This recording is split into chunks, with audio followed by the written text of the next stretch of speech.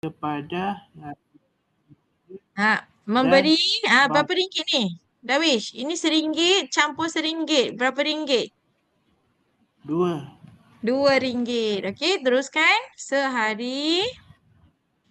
hari dan abangganya Ah, ah, ah. sebelum Darwish, start sini Darwish. Kepada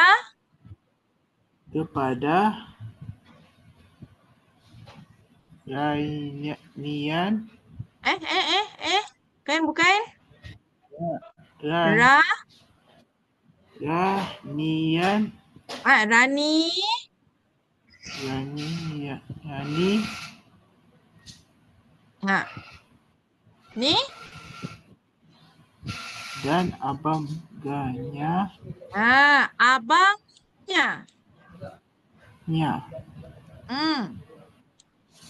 sebelum beraja Ranian dan Rani.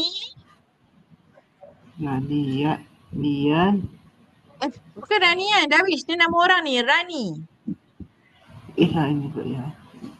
Rani dan Abangnya akan menyipat berapa sen ni?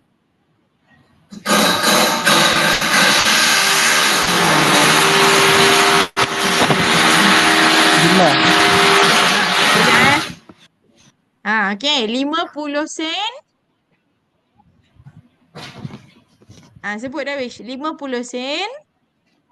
50 sen Okey. di dalam tambun. Betul, dalam tabung. Okey, jadi dia dapat RM2. Jadi ayah dia bagi RM2 hari-hari. Mereka menyimpan 50 sen di dalam tabung. Okey, yang selebihnya dia belanjalah di sekolah. Alright. Okey, Darwish. So sampai sini saja. Nanti